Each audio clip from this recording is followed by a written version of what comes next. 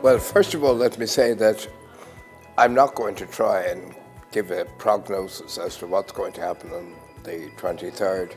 It's impossible to answer that. All one can say with some certainty is that there's a considerable risk of a pro-Brexit vote, and therefore we're faced with potentially the biggest economic issue that this country has faced in 70 years.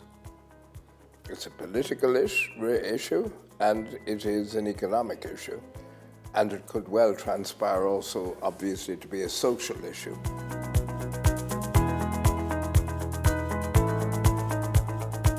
I think it's astonishing that in a time that immediately precedes this dramatic moment in Irish history, that we've no government. It doesn't seem to me to show an appreciation of the extent of the challenge which we now face. So I'm very surprised that this should be the case.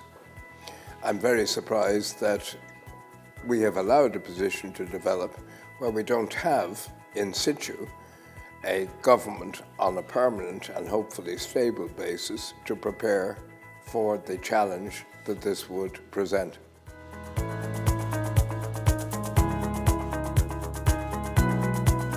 Well, I think IBEC, as always, plays a crucial role as a forum for debate and as a presenter, as an institution of the business point of view, which is so crucial to employment in this country.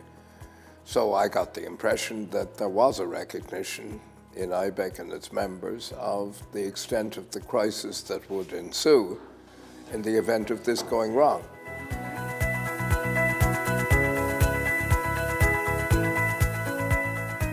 Well, it means that we sleep more comfortably in bed.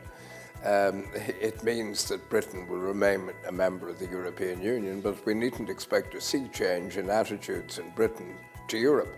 Britain has always been the most reluctant European. It will continue to be reluctant. In fact, it may become even more reluctant in the light of the emotion and political realities that ensue following the referendum. So I don't expect any great improvement, as I would see it, in British attitudes.